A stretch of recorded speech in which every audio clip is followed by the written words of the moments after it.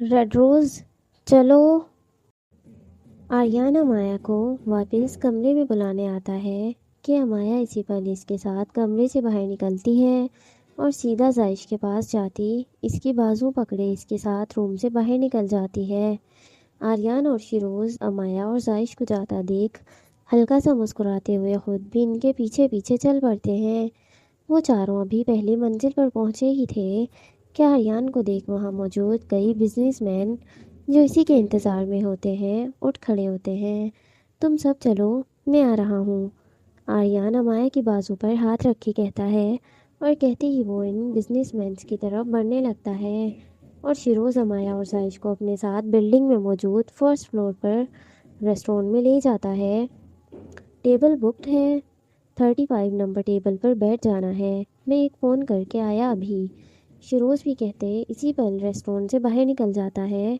इसके जाते ही अमाया और जायश दोनों एक दूसरे को देखते हुए अपने टेबल को ढूंढते हुए आगे की तरफ बढ़ रही थी कि इतने में अमाया के बाईं जानिब से एक भारी भरकम गरजदार आवाज़ में अमाया को अपना नाम सुनाई देता है, जिसे सुनते हुए अमाया फ़ौरन से पलट कर देखती है तो कफ़ीर रेस्टोरेंट में लगे लिफ्ट से बाहर निकलते हुए अमाया की तरफ बढ़ रहा था। कफ़ीर मलिक को अपनी तरफ आता देख अमाया इसी पल साकित खड़ी कफ़ीर को देखती रहती है। ज़ियान इस जगह पहुंच चुका था जहां सोनम इसका इंतज़ार कर रही थी। ये जगह एक छोटा सा रेस्टोरेंट था जो पहाड़ी के किनारे था, जहां से बहता दरिया दिख रहा था। ठंडी हवाएं चल रही थीं, पानी की लहरों की आवाज़ें साफ सुनाई दे रही थीं। एक अच्छा सा पुरसुकून सा माहौल वहाँ था। वहाँ ब्लैक कलर के लॉन्ग फ्रॉक पहने हुए, आगे की जानिब दुपट्टा दोनों कंधों पर डाले, पीछे से ब्लैक कलर की शॉल दोनों कंधों पर ओढ़े हुए एक लड़की कुर्सी पर बैठे टांग पर टांग रखे हुए अपनी नज़रें अपने फ़ोन में जमाए हुए थी। हर गुज़रते सेकंड पर इसकी नज़रें थीं। वो मुंतज़िर थी ज़ियान के आने की।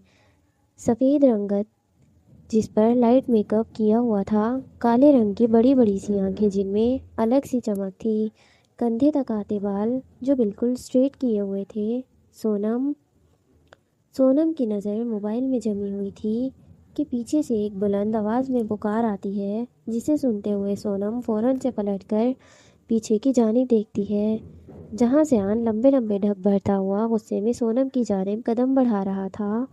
हाथ में पकड़े फ़ोन पर वो गिरफ्त मजबूत से मजबूत करता जा रहा था। सोनम को देखते हुए ज़ियान को अपनी तरफ आता देख इसी पल कुर्सी से उठ खड़ी होती है और मुस्कुराते हुए इसकी जानिब बढ़ने लगती है कि ज़ियान हाथ से इशारा करते सोनम के कदमों को अपने आप से दूर ही रोक देता है। मुझे यकीन था तुम आओगे, तुम ज़रूर आओगे, तुम मुझे कभी इनकार कर ही नहीं सकते। गलत फहमियों को दूर रखो अपने आप से, और मुझसे जुड़ी किसी भी किस्म की गलत फहमी या खुश फहमी पालने की ज़रूरत नहीं है। मैं यहाँ तुम्हारे बुलाने पर नहीं आया, सिर्फ तुमसे आखिरी बार मुलाकात करने आया हूँ अपनी मर्ज़ी से, क्योंकि क्या है ना, गुजरी चीज़ें मुझे पसंद नहीं। लोग माजी में रहते होंगे, माजी की अच्छी बुरी याद को अपने जहन में बसा कर रखना पसंद होगा उन्हें, पर मुझे नहीं है। मुझे नफ़रत माजी से है, जो गुज़र गया वक्त इसे याद नहीं रखना चाहता मैं। और तुम भी इन्हीं में से एक हो। लौट कर वापस क्यों आई हो? चली गई थी ना, चली जाती। वापस आने की क्या ज़रूरत थी? ज़रूरत नहीं थी, मोहब्बत थी, जिसका एहसास तुमसे दूर जाकर हुआ। जानती हूँ मैंने तुम्हारे साथ अच्छा नहीं किया, यकीन मानो मुझे इस चीज़ का एहसास हो चुका है। अब मैं तुमसे दूर नहीं जाना चाहती, तुमसे माफ़ी मांगने आई हूँ, तुम्हारे साथ रहने आई हूँ। मैं अपने और तुम्हारे दरमियान की सारी तल्ख़ यादों को मिटाना चाहती हूँ। मुझे एक मौका दो ज़ियान, मैं सब कुछ ठीक कर दूँगी। ज़ियान के गुस्से भरे अंदाज में सोनम पुरसुकून सी होती हुई नम लहजे में कहती है और ज़ियान की जानिब कुछ कदम बढ़ाती है। सोनम को अपनी तरफ आता देख ज़ियान गुस्से में इसे घूरता हुआ अपने बालों में हाथ फेरता अपना मुंह 2 पल के लिए फेर लेता है। जाओ, माफ़ किया तुम्हें, और माफ़ी मांगने की ज़रूरत नहीं, मुझे नहीं लगता। ज़ियाद कहते कहते 2 पल के लिए ठहरता है और फिर बोल पड़ता है, मैंने तुम्हें कहा ना थोड़ी देर पहले भी, तुम मोहब्बत नहीं थी, तुम पसंद थी। صرف اور صرف پسند، اس سے زیادہ نہیں تھی کچھ بھی تم میرے لیے، اس لیے مجھ سے دوبارہ معافی مانگنے کی ضرورت نہیں ہے۔ تم نے معافی مانگی، میں نے معاف کر دیا، بات ختم، سفر ختم، ہر چیز ختم، اور یہ ملاقات بھی اب ختم۔ اب تم اپنے راستے پر چلو اور مجھے میرے سفر پر چلنے دو۔ گہری سانس لیتا اپنے ہاتھ کے اشارے سے پرسکون انداز میں کہتا ہوا زیان واپس جانے کے لیے اپنا ایک قدم پیچھے کی طرف بڑھاتا ہے کہ سونم اسی پل اس کے پاس آتی زیان کو بازو سے پکڑتے ہوئے اسے اپنے سامنے کھڑا کرتی ہے۔ زیان، میں معافی مانگ رہی ہوں نا، معاف کر دو مجھے، اس طرح بے رخ تو نہ ہو مجھ سے، جانتی ہوں میری غلطی تھی، اور یہ بھی جانتی ہوں کہ میں تمہاری پسند سے بڑھ کر تھی، تم اس طرح مت کرو میرے ساتھ، ہاتھ چھوڑو میرا۔ کہتے ہوئے سونم کی آنکھوں سے آنسو بہہ رہے تھے کہ زیان بے حس انداز میں اپنے ہاتھ پر سے سونم کا ہاتھ تلخ لہجے میں کہتا ہے، جس پر سونم نہ چاہتے ہوئے بھی زیان کا ہاتھ چھوڑ دیتی ہے۔ میرے بابا نے مجھے نا لڑکیوں کی عزت کرنا سکھایا ہے، میں چاہ کر بھی تمہارے ساتھ بدتمیزی نہیں کر سکتا، اور تمہارے لیے کوئی بدتمیزی والے الفاظ استعمال بھی نہیں کر سکتا، اس لیے بہتر ہے تم میرے غصے کو اور میرے صبر کو مت آزماؤ لڑکی۔ میں پٹھان ضرور ہوں، میں خان بابا کا بیٹا ضرور ہوں، پر یاد رکھو وقت پڑنے پر میں بہت برا بن سکتا ہوں، بہت برا، اس لیے اپنے قدموں کو، نظروں کو اور ہاتھوں کو لگام میں رکھو، ورنہ میں ان سب کا حشر کرنے میں وقت نہیں لگاؤں گا۔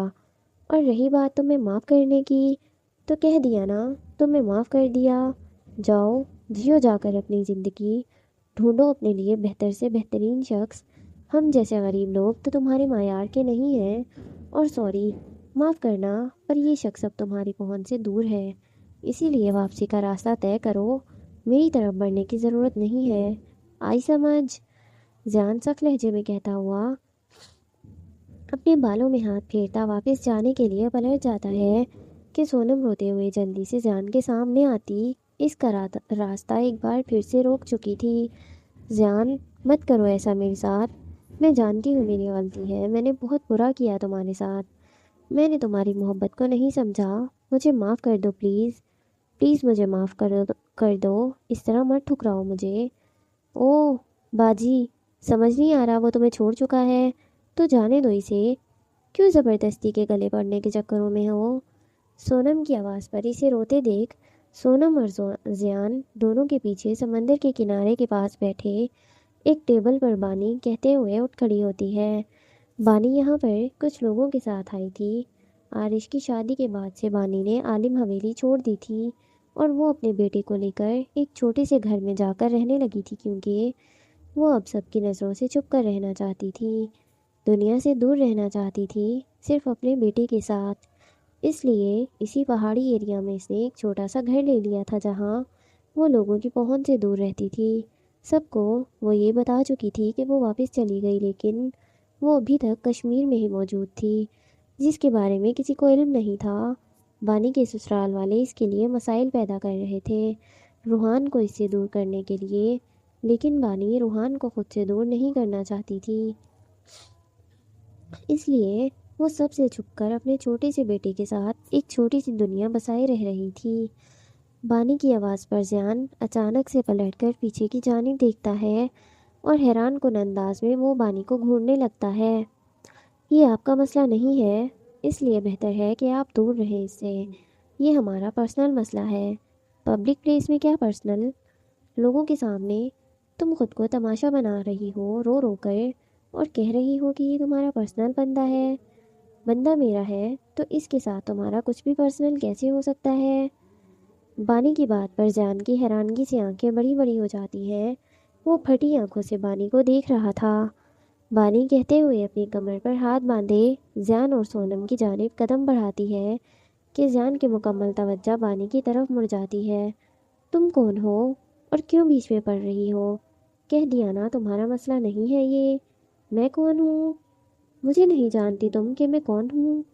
بانی زیان کو کراس کرتی زیان کے سامنے کھڑے ہوتے ہوئے سونم کی آنکھوں میں آنکھیں ڈالے پوچھتی ہے، نہیں جانتی میں آپ کو، لیکن جو بھی ہے ہمارے درمیان سے ہٹ جائیں، ہمارا اس وقت مسئلہ چل رہا ہے، برائے مہربانی اپنے آپ کو بیچ میں داخل مت کریں۔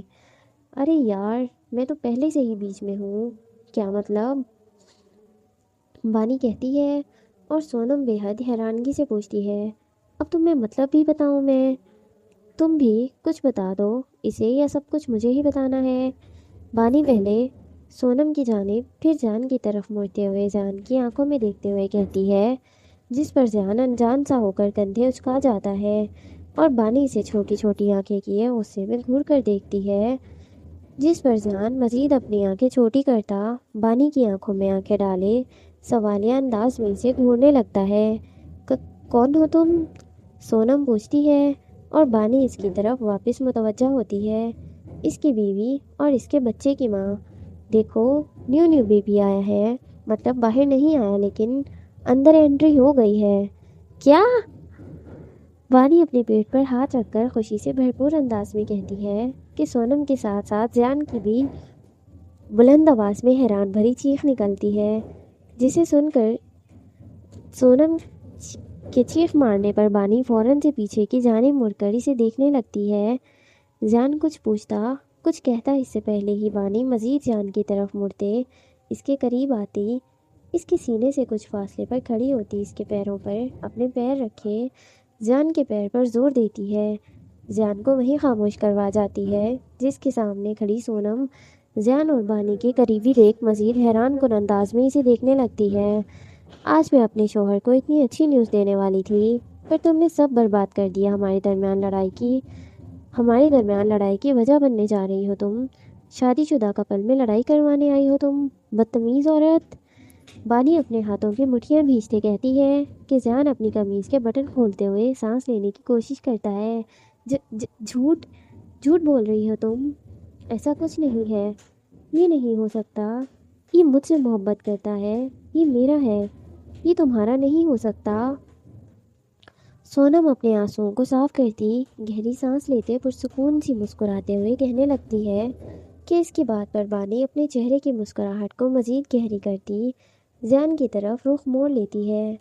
بانی کی اتنی قریبی پر اس کے چہرے کو اپنے چہرے کے قریب دیکھ جان اپنی سانسیں وہیں روک لیتا ہے۔ اسے مجھ پر یقین نہیں آ رہا کہ میں تمہاری بیوی ہوں۔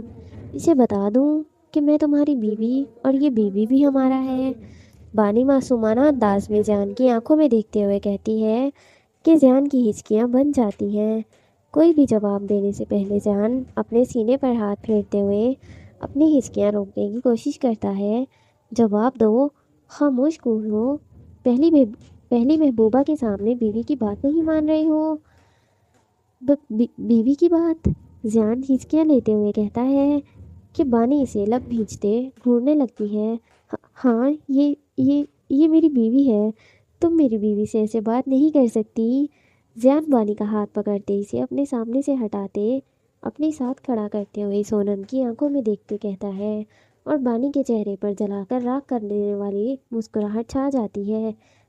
تم جھوٹ بول رہے ہو، مجھے پتا ہے تمہاری شادی نہیں ہوئی، مجھے سب کچھ پتا ہے تمہارے بارے میں۔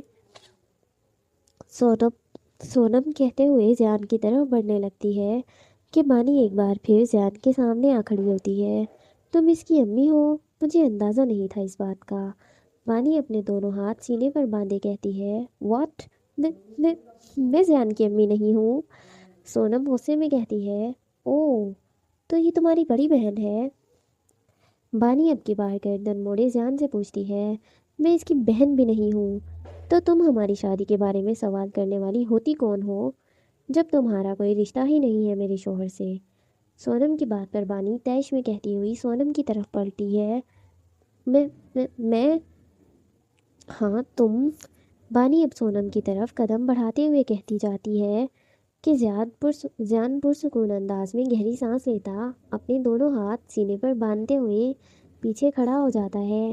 میری بات کان کھول کر سن لو، مجھے عزت وغیرہ ہر کسی کی کرنی نہیں آتی، تو اسی لیے بہتر ہے میرے بندے سے دور رہو، اور اپنے جسم کے ساتھ ساتھ نظروں کو بھی لگام لگا لو، کیونکہ میں تمہارا بیڑا غرق کرنے میں وقت نہیں لگاؤں گی۔ تم اپنی حد میں رہو۔ سونم تیش میں کہتی ہے کہ بانی اس کی بات کاٹتے ہوئے بول پڑتی ہے، مجھے حد میں رہنا سکھایا ہی نہیں گیا، تو میں کیسے رہوں؟ البتہ مجھے دوسروں کو ان کے حد دکھانے کا بہت اچھے سے پتہ ہے۔ بہتر ہے اس راستے پر مت چلو جن پر چل کر تمہیں زخم ملے، یا تم وقت سے پہلے گنجی ہو جاؤ۔ اب شکل گم کرو اپنی، ورنہ کیا کیا کرو گی تم ورنہ؟ بانی کی بات کو کاٹتے ہوئے سونم غصے میں پوچھتی ہے۔ ڈیئر ہسبینڈ، بانی زیان کی طرف مسکراتے ہوئے پلٹ کر کہتی ہے۔ یس وائفی۔ زیان خود کو کمپوز کر کے ایک قدم بانی کی طرف بڑھاتے ہوئے اس کی آنکھوں میں دیکھتے ہوئے کہتا ہے، کیا میں اس کے ساتھ بھی وہی کروں جو ہماری دوسری ملاقات میں ہوا تھا؟ پہلی ملاقات تو ہماری ایپک تھی نا۔ ہر کوئی وہ درد برداشت نہیں کر پائے گا۔ جو دل میں آئے وہ کرے، یہ بندہ ہر حال میں آپ کے ساتھ ہے۔ مزید بانی کی طرف قدم بڑھاتے ہوئے کہتا ہے کہ بانی کی نظریں کچھ پلوں کے لیے زیان کے چہرے پر تھم جاتی ہیں، پر جلد ہی گہری سانس لیتی خود کو کمپوز کرتی بانی واپس سونم کی طرف پلٹتی ہے، جو اپنی سانسیں روکے اپنے ہاتھوں کی مٹھیاں بھیجتے ہوئے ان دونوں کو دیکھ رہی تھی۔ کیا سچ میں انتظار میں ہو تم میرے کچھ کرنے کے؟ عزت نفس نہیں ہے کیا تم میں؟ دیکھو میں سچ کہہ رہی ہوں، دوسروں کو عزت دینا میرے ڈپارٹمنٹ میں نہیں ہے۔ سوچ لو، زخمی ہو کر جانا ہے یا اپنی عزت کے ساتھ۔ بانی کی بات مکمل ہوتے ہی سونم کچھ بولنے لگتی ہے کہ ایک نظر زیان کو دیکھ خاموش ہو جاتی ہے۔ اس کے الفاظ اس کے منہ میں ہی رک جاتے ہیں اور بنا کچھ بولے وہ ٹیبل سے اپنا فون اٹھائے اسی لمحے وہاں سے نکل جاتی ہے۔ نظروں سے اوجھل ہونے تک دونوں کی نظریں سونم پر ٹکی ہوئی تھیں۔ جیسے ہی وہ اپنی گاڑی میں سوار ہو کر وہاں سے جاتی ہے، بانی زیان کی طرف پلٹتی ہے۔ کچھ کہتی اس سے پہلے ہی دونوں کی آنکھیں ایک دوسرے سے ٹکراتی ہیں اور ایک پرسکون سی خاموشی ان کے درمیان جگہ گھیر لیتی ہے۔ آنکھوں سے آنکھیں ٹکراتی ہیں، لبوں پر ہلکی سی مسکراہٹ رنگنے لگتی ہے، دل میں ایک الگ سی لہر دوڑتی ہے۔ بانی زیان کی وجہ سے اپنی توجہ ہٹانے کے لیے آئی زوردار لات زیان کی لات پر مارتی ہے۔ ہیل کی وجہ سے زیان کی ٹانگ کی ہڈی پر زور سے چوٹ لگتی ہے۔ وہ درد میں کراہتے ہوئے اسی پل زمین پر جا گرتا ہے اور بانی خود کو کمپوز کرتی اپنا منہ پھیر لیتی ہے۔ تم یہاں کیا کر رہے ہو؟ بانی گلا کھنکارتے ہوئے پوچھتی ہے۔ آپ یہاں کیا کر رہی ہیں؟ اور آپ کو کیا ہمیشہ میں ہی ملتا ہوں اپنا غصہ نکالنے کے لیے؟ زیان ایک ہاتھ زمین پر، دوسرا ہاتھ اپنی ٹانگ پر رکھے سر اٹھائے غصے میں گھٹتے ہوئے کہتا ہے، ابھی تک تو میرا غصہ تم پر نکلا نہیں ہے۔ اگر نہیں چاہتے میں حشر کروں تمہارا تو چلے جاؤ یہاں سے۔ بانی زیان کی آنکھوں میں دیکھتے ہوئے کہتی ہے، اول تو میں آپ کی بات ماننے والوں میں سے نہیں ہوں، تو برائے مہربانی مجھ پر حکم چلانے کے بارے میں سوچنا بھی مت۔ اور کچھ نہیں، خاموشی اختیار کر لو ابھی، ورنہ اچھا نہیں ہوگا۔ دھمکی دے رہی ہیں آپ مجھے؟ زیان غصے میں کہتا ہوا زمین سے اٹھ کھڑا ہوتا ہے اور اپنی اور پتہ نہیں کیا جھٹکتے ہوئے وہ بانی کے سامنے واپس آ کھڑا ہوتا ہے۔ شکر منا لے اس وقت میں دھمکی دے رہی ہوں، ورنہ زبان سے زیادہ ہاتھ چلانا پسند ہے مجھے۔ یار اتنی زیادہ مسٹیکس کی ہوئی ہے نا اس کے اندر، سمجھ ہی نہیں آ رہا کیا لکھا ہوا ہے۔ شکر تو آپ منائیں محترمہ کہ آپ لڑکی ہیں اس وقت، کیونکہ مجھے میرے سامنے بے فضول زبان اور ہاتھ چلانے والے لوگ بالکل پسند نہیں ہیں۔ ایک قدم مزید بانی کی طرف بڑھاتے ہوئے کہتا ہے، اب تم مجھے دھمکی دے رہے ہو؟ زیان کی آنکھوں میں آنکھیں ڈالے کہتی ہے، شکر منا لیں آپ بھی کہ میں اس وقت صرف دھمکی دے رہا ہوں، ورنہ کرنے کا ارادہ بھی پورا رکھتا ہوں، تو کرو پھر۔ اب کی بار بانی ایک قدم زیان کی طرف اٹھاتے ہوئے کہتی ہے، کیا؟ زیان حیرانگی سے بولتا ہے، وہی جو کرنے کی تم دھمکی دے رہے ہو، وہ کر کے دکھاؤ۔ نہیں کروں گا، دو ٹوک انداز میں جواب دیتا ہے۔ کیوں؟ تجسس بھرے لہجے میں پوچھتی ہے، کیونکہ وہ پھر بدتمیزی میں شمار ہو جائے گا۔ زیان نرم لہجے میں کہتا ہے، وہ تو تم میرے ساتھ پہلے ہی کر رہے ہو زیان خان۔ زیان کو بغور دیکھتے ہوئے بولی، وہ تو اب تک میں نے آپ کے ساتھ کی ہی نہیں ہے، اگر کر لی تو یہ یاد رکھنا میرا نام دوبارہ کبھی نہیں لے پاؤ گی آپ۔ بانی کی آنکھوں میں آنکھیں ڈالے کہتا ہے، جس پر بانی دو پل کے لیے خاموش ہو جاتی ہے، پر جلد ہی خود کو کمپوز کر جاتی ہے۔ کفیر کو اپنی طرف آتا دیکھ امایا کچھ لمحوں کے لیے اسی پل میں رک گئی تھی، جبکہ امایا کے ساتھ کھڑی زائش خود پر کفیر کی نظر پڑنے دینے سے پہلے ہی امایا سے دور چلی جاتی ہے۔ السلام علیکم۔ کفیر امایا کے پاس آ کر سلام کرتا ہے کہ امایا اسی پل ہوش کی دنیا میں واپس آتے ہوئے اپنے اطراف میں دیکھنے لگتی ہے جہاں اس وقت اس کا اپنا کوئی بھی نہیں تھا۔ سلام کا جواب دینا نہیں سکھایا گیا ہے تمہیں آپ کو؟ کفیر ملک کی بات پر امایا اپنے الفاظوں پر زور دیتے ہوئے کہتی ہے۔ کیا؟ کفیر حیرانگی سے کہتا ہے۔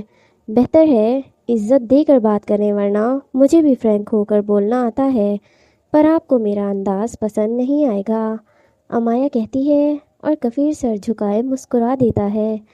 ادا کی ہی بہن ہے۔ کفیر اپنے ماتھے پر انگلیاں پھیرتے ہوئے کہتا ہے۔ کیا بولا آپ نے؟ ادا کا نام امایا کے کان میں پڑ چکا تھا۔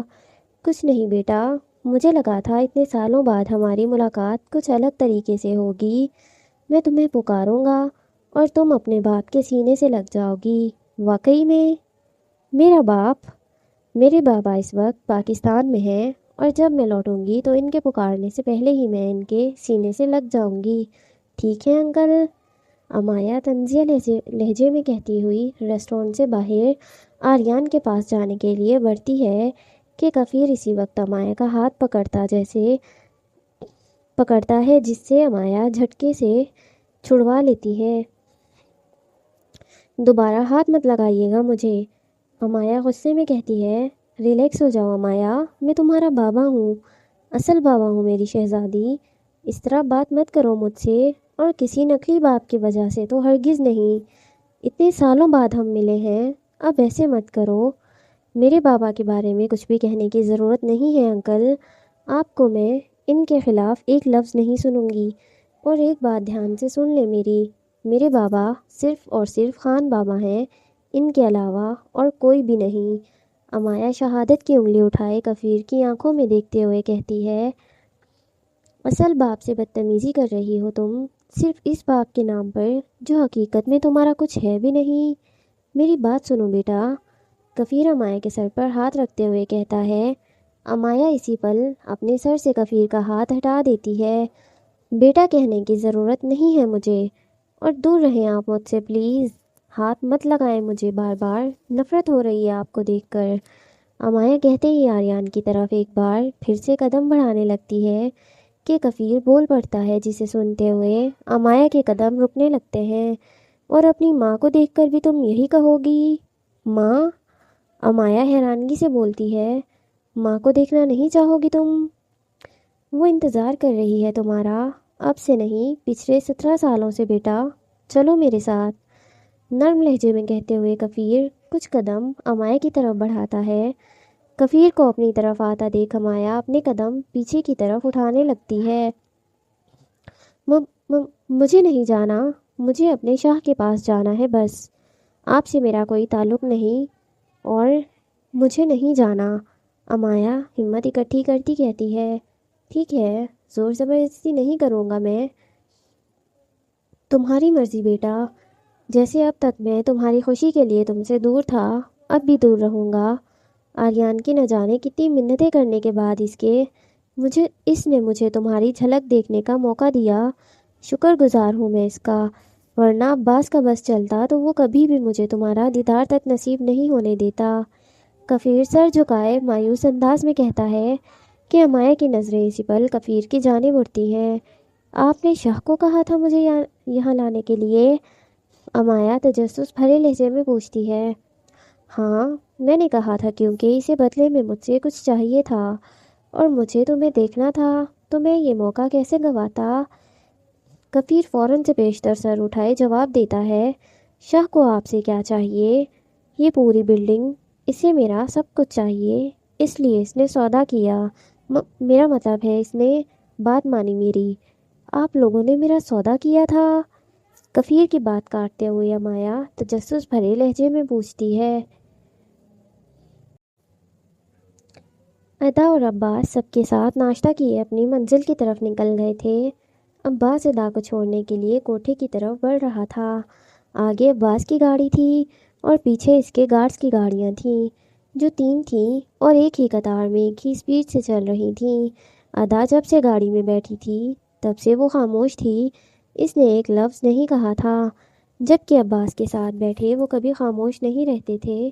کسی نہ کسی بات سے عباس کو تنگ کرنے کا اس کو بہانہ چاہیے ہوتا تھا، لیکن آج جب عباس چاہتا تھا کہ وہ اس سے باتیں کرے، ادا خاموش تھی۔ آج اتنی خاموش کیوں ہو تم؟ عباس کو ادا کی خاموشی کھٹک رہی تھی، اسی لیے وہ خود ہی پوچھ لیتا ہے۔ باتیں کرنے کا دل نہیں کر رہا؟ عباس کے چہرے کی جانب سرسری سی نظر ڈالے ادا کہتی ہے، اور کہنے کے فوراً بعد وہ کھڑکی سے باہر کی جانب دیکھنے لگتی ہے۔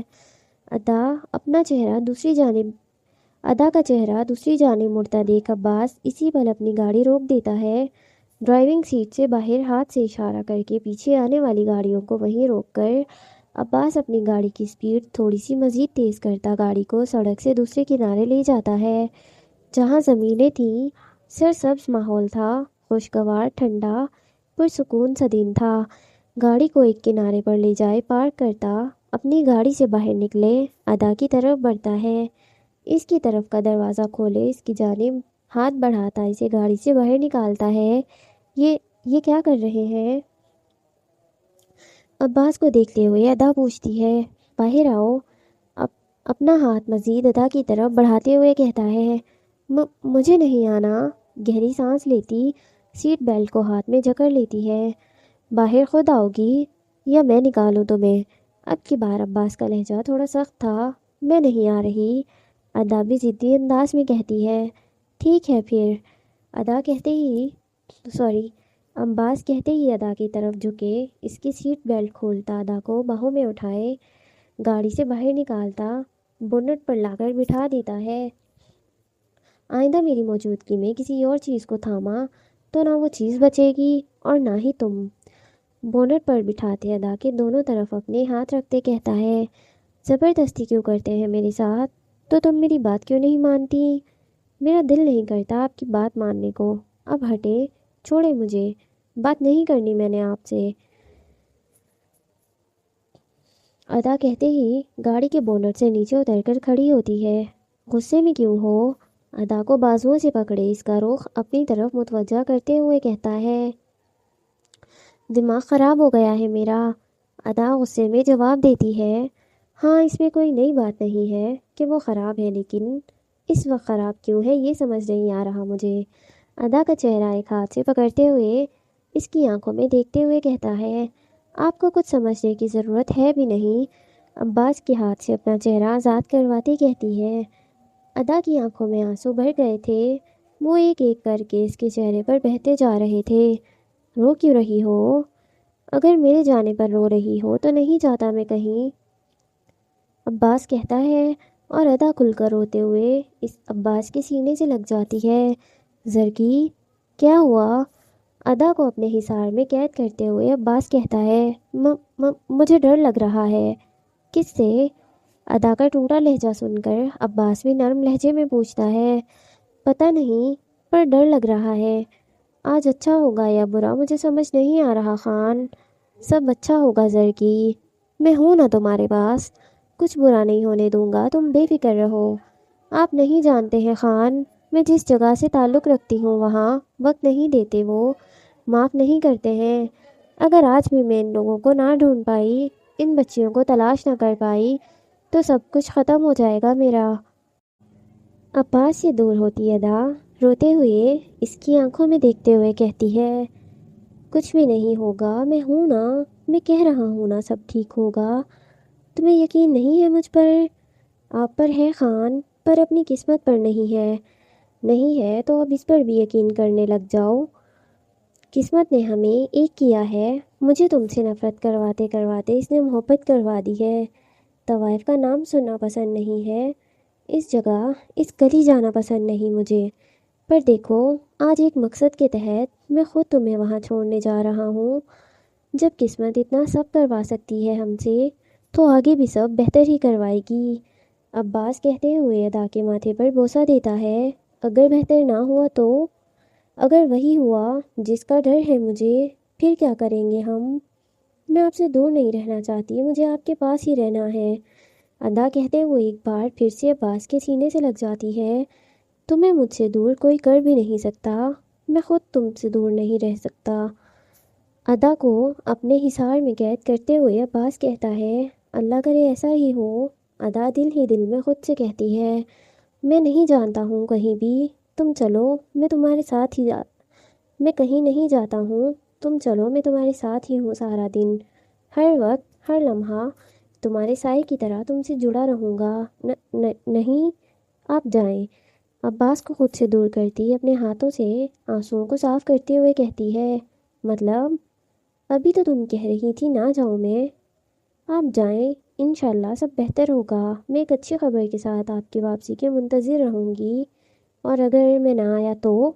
ادا کا موڈ ٹھیک کرنے کے لیے عباس شرارتی انداز میں کہتا ہے کہ ادا اٹل لہجے میں بول پڑتی ہے، دنیا تباہ کرنا آتی ہے مجھے خان، دنیا اب تباہ نہیں کرنی ہے، اب بس اپنی دنیا بنانی ہے ہمیں، ایک پرسکون سی خوبصورت سی دنیا۔ ادا کا چہرہ پیاری نما انداز میں اپنے ہاتھوں میں پکڑے عباس گمبھیر آواز میں کہتا ہوا اپنی ڈارک بلیک آنکھیں ادا کے وجود پر جمائے جھک کر اس کی گردن پر اپنا لمس چھوڑنے لگتا ہے، جسے محسوس کرتی اسی پل ادا اپنی آنکھیں بند کر جاتی ہے۔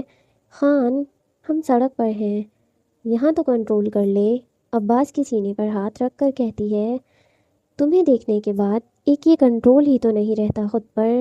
ادا کی آنکھوں میں آنکھیں ڈالے کہتا ہے، گندے، اپنی پلکیں جھپکا کر کہتی ہے، تم ہو گندی۔ ادا کے ماتھے پر بوسہ دیتے ہوئے بولتا ہے، لڑائی کرنی ہے میرے ساتھ؟ عباس کی بات پر ادا فوراً سے سر اٹھائے پوچھتی ہے، نہیں، رومانس، ایک راؤنڈ ہو جائے؟ لا حول ولا قوت۔ عباس کی بات پر ادا فوراً سے کانوں کو ہاتھ لگا کر کہتی ہے، گندی بچی حرکتیں دیکھو اپنی، سارا دن خود بے شرموں کی طرح مجھے چھیڑتی رہتی ہو، اب میں کچھ کہہ رہا ہوں تو لا حول ولا قوت۔ واہ۔ اپنی ہنسی کو ضبط کرتے ادا کے چہرے کو دیکھتے ہوئے کہتا ہے، آپ کے اور میرے چھیڑنے میں فرق ہوتا ہے، میں تو بس بولتی ہوں اور آپ، میں بولنے کے ساتھ ساتھ کر بھی دیتا ہوں۔ ادا کی کمر پر ہاتھ رکھ کے ادا کو اپنے سینے سے لگائے عباس اس کی کمر پر بے باکی سے انگلیاں پھیرتے ہوئے کہتا ہے، خان، دیر ہو رہی ہے نا آپ کو؟ عباس کی انگلیوں کے لمس کو ادا گہری سانس لیتے ہوئے کہتی ہے، ہاں ہو تو رہی ہے۔ ادا کے ہونٹوں کی جانب جھکتے ہوئے کہتا ہے، تو جائیں نا، جلدی جائیں گے تو جلدی آئیں گے۔ عباس کی نظروں کا مرکز سمجھتے ہوئے اس کے حصار سے نکلنے کی کوشش کرتے کہتی ہے، ابھی دل نہیں کر رہا۔ عباس کہتے ہی ادا کے لبوں پر جھکتا چھوٹی سی شرارت کر بیٹھتا ہے، خان، مجھے تو دیر ہو رہی ہے، ابھی نہیں کریں گے۔ عباس کا چہرہ اپنے ہاتھوں میں پکڑتے ہوئے پیار سے کہتی ہے، جس پر عباس کچھ پل خاموش رہ کر ادا کی آنکھوں میں دیکھتا رہتا ہے اور مسکراتے ہوئے ادا کا ہاتھ پکڑے اسے واپس گاڑی میں لے جا بٹھاتا ہے۔ عباس کے پیچھے پیچھے ادا بھی مسکراتے ہوئے گاڑی میں سوار ہو جاتی ہے۔ عباس ڈرائیونگ سیٹ پر بیٹھنے سے پہلے ہی اپنے گارڈز کو میسج کر کے انہیں اپنے پاس بلواتا ہے اور پھر ادا کو کوٹھے کی طرف لیے بڑھ جاتا ہے۔ علیزہ یونیورسٹی سے جلدی واپس آ گئی تھی، ابھی وہ اپنے کمرے میں ٹہلتی ہوئی مسلسل نظریں کمرے میں دیوار پر لگی بڑی سی گھڑی پر جمائے ہوئے بے چینی سے زرخان کے واپس آنے کا انتظار کر رہی تھی، لیکن ابھی بہت وقت تھا اس کے آنے میں۔ زرخان پولیس اسٹیشن میں موجود اپنے سینئر آفیسر کے سامنے کھڑا تھا۔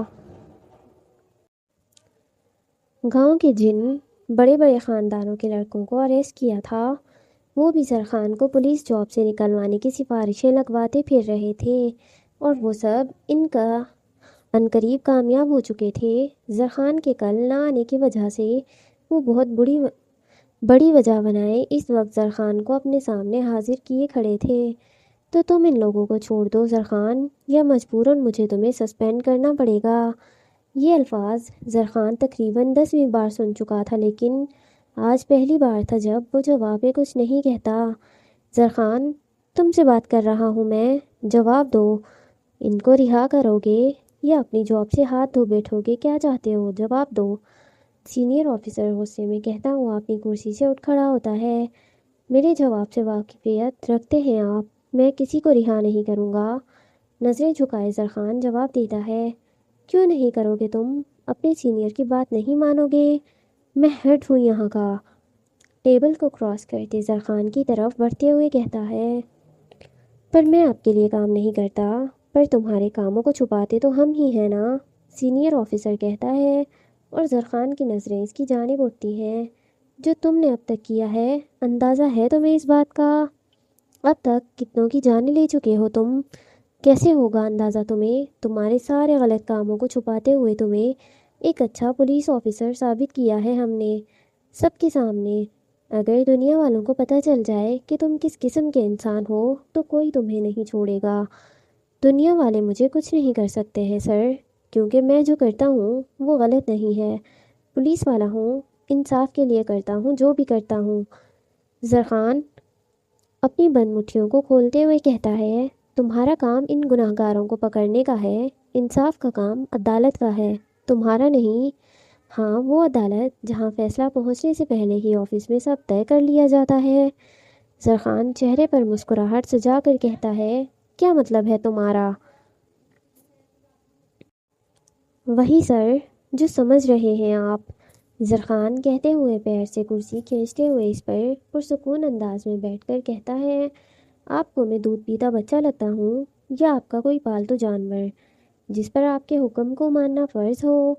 زرخان ہلکی سی گردن موڑ کر پوچھتا ہے، تمیز سے زرخان، بدتمیزی مت کرو تم میرے ساتھ، تمہیں فائر کرنے میں وقت نہیں لگاؤں گا۔ کر دے فائر، سسپینڈ کرنا ہے وہ بھی شوق سے کرے، کیونکہ یہ دائرے وغیرہ میرے بس کی بات نہیں ہے۔ اور رہی بات انصاف کرنے کی، تو میں جو تھا، جو اب ہوں، ہمیشہ میں یہی رہوں گا۔ کسی میں دم ہے مجھے کچھ کرنے کا تو کر کے دکھائیں۔ اور ایک بات، زرخان کہتے ہوئے کرسی سے اٹھ کھڑا ہو کر اپنے سینئر آفیسر کے بالکل سامنے کھڑا اس کی آنکھوں میں آنکھیں ڈالے کہتا ہے، یہ پولیس اسٹیشن میں چلاتا ہوں، اگر دوبارہ میرے کام پر سوال اٹھایا آپ نے تو میں سب سے پہلا کام آپ کے ٹیبل پر اپنے نام کی پلیٹ لگانے کا کروں گا، اوکے؟ آپ جب کسی کام میں حصہ لیتے ہی نہیں، اس کام کی ذمہ داری نہیں لیتے، تو برائے مہربانی مجھے مت سکھائیں۔ میرا کام ذمہ داری سے کرنا، آپ کو صرف اپنی سیلری سے مطلب ہے تو وہ لیں اور خوش رہیں، مجھے کچھ بھی کہنے کی ضرورت نہیں ہے، اوکے سر؟ اب اجازت دیں، مجھے ڈیوٹی بھی کرنی ہے۔ زرخان کولڈ غسیل انداز میں بے حس آدمی کی طرح اپنے سینئر آفیسر کی آنکھوں میں آنکھیں ڈالے دھمکی دے ڈالتا ہے، اور دھمکی دینے کے 2 سیکنڈ بعد ہی خود کو کمپوز کرتا، گہری سانس بلند آواز میں سلام کرتا، سلیوٹ کر کے آفس سے باہر نکل جاتا ہے۔ زرخان کے جانے کے بعد سینئر آفیسر گہری سانس لیتے گرنے والے ہوتے ہیں کہ اسی لمحے وہ ٹیبل کا سہارا لیتے خود کو کمپوز کرنے کی کوشش کرتے ہیں۔ کیا کیا آدمی ہے یہ؟ دھمکی دے رہا تھا مجھے، میری ہی کرسی چھیننے کی دھمکی دے گیا۔ زرخان کو جاتا دیکھ آفیسر کہتا ہے۔ زرخان سینئر آفس کے آفس سے باہر نکلتے ہوئے پولیس اسٹیشن کے ہال سیکشن میں جاتا ہے۔ وہاں موجود جیل میں بند لوگوں کے گھر والوں کو ایک نظر دیکھتے ہوئے زرخان پولیس اسٹیشن کے دروازے بند کرواتا ہے۔ یہ سب سائڈ میں کرو، گرجدار بھاری آواز میں زرخان کہتا ہے کہ کانسٹیبل سارے ہال میں موجود ٹیبل کو سائڈ پر کرنے لگ جاتے ہیں۔ قیدیوں کو لے کر آؤ، زرخان حکمانہ انداز میں بولا۔ واہ میرے لال کالوں، اب تک تو میں نے بڑا ہی ہلکا ہاتھ رکھ کر سب کہا اور کیا تھا، پر شاید تم سب کو میرا نارمل رہنا پسند نہیں آ رہا۔ زرخان، چھوڑو ہمارے بچوں کو، تم انہیں جھوٹے الزامات میں نہیں پھنسا سکتے، میں تو پھنساؤں گا، اور اب تو میں کروں گا، جو بگاڑ سکتے ہو بگاڑ لو۔ زرخان کی گمبھیر آواز میں کہی بات کو سنتے ہوئے سب ایک دوسرے کا منہ دیکھنے لگ جاتے ہیں۔ زرخان اپنے یونیفارم کی بازو کوہنیوں تک فولڈ کرتا ہے کہ اتنے میں رجب سمیت وہاں بہت سے قیدی آ جاتے ہیں جنہیں کانسٹیبل زمین پر لائے بٹھاتے ہیں زرخان کے سامنے۔ میری کمپلین کس کے باپ نے کی ہے ان میں سے؟ زرخان زمین پر بیٹھے لوگوں میں سے ایک کو دیکھ کر کہتا ہے، چھوڑ دیں ہمیں سر، نام بولو۔ ایک قیدی بولنے لگتا ہے کہ زرخان دھاڑ کر بولتا ہے، پہلے یحییٰ شاہ نے سر، اس کے بعد اس کے دوست رجب، میرے شہزادے، آ جاؤ باہر۔ کانسٹیبل بول رہا تھا کہ زرخان مسکراتے ہوئے کہتا ہے، باہر نکلو۔ اب کی بار زرخان دھاڑتے ہوئے بولتا ہے کہ رجب ڈرتے جھجکتے ہوئے اٹھ کر زرخان کے سامنے آتا ہے۔ وہ سامنے آ کر کھڑا ہوتا ہے کہ زرخان بھی ٹیبل سے اٹھ کر کھڑا ہوتا اور اپنی پینٹ سے بیلٹ نکال لیتا ہے